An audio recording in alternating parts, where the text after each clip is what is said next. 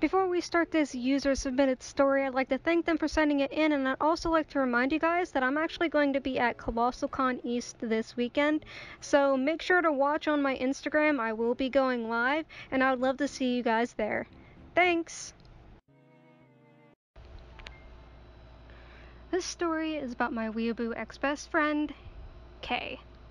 So I met her when I was around 8 or 9 years old at a mentor-parent picnic event at my elementary school, and we really hit it off.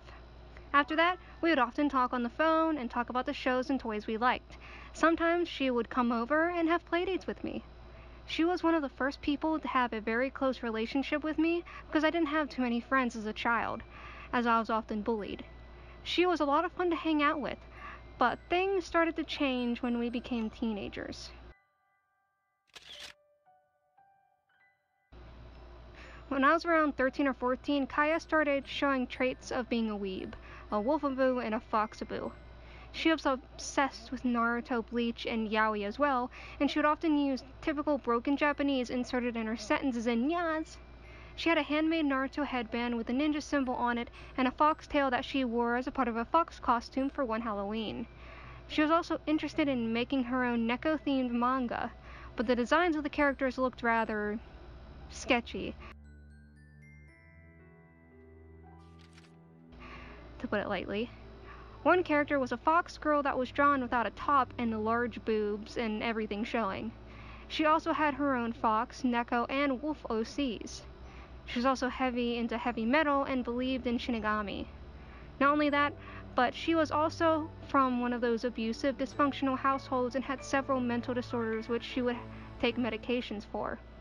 Her mother and father always berated and abused her, and her deadbeat older half-brother even attempted to do some very not good things to her at one point. The only person who really took care of her was, well, her grandma. Her parents were also hoarders, and Kay and her belongings always smelled like a dumpster. She also picked up some bad habits. She never ate very healthy in her diet and would down a 2-liter bottle of soda every day. Always ate junk food. She would pluck out her leg hairs compulsively with tweezers.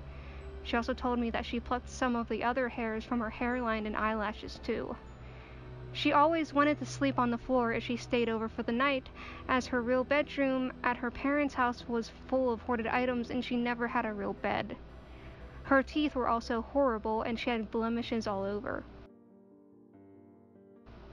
Over the years, our friendship, she also showed some very negative traits, such as yelling like a lunatic when I tried to call her on the phone, hogging all my PC games when she came over, and she even once lied to my mom after she stole a valuable dragon teapot-shaped salt shaker, saying a ghost took it.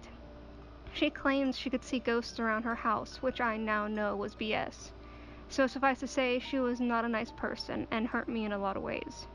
Our friendship ended after we had an argument on Facebook about my ex-boyfriend, and she ended up unfriending me. I felt very angry, but glad that she was gone.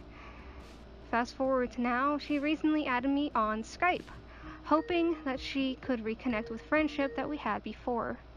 At first, I was a little bit skeptical, but then I figured that maybe she had changed and we could be friends again.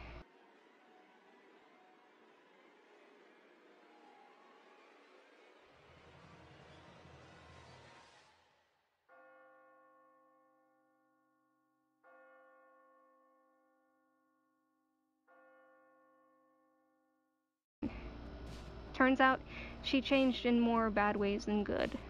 Her grandmother had passed away and she was forced to go back to living with her parents, and their abuse towards her got worse, which gave her a very sour attitude. Not that I blame her, but she didn't act very nicely after she was gone. I did feel sorry for her, of course, but it didn't help that she wasn't very good with conversation, since she always felt bad. I realized that our friendship wouldn't work a second time if it ended so badly the first time. I explained how I felt and unfriended her on Skype.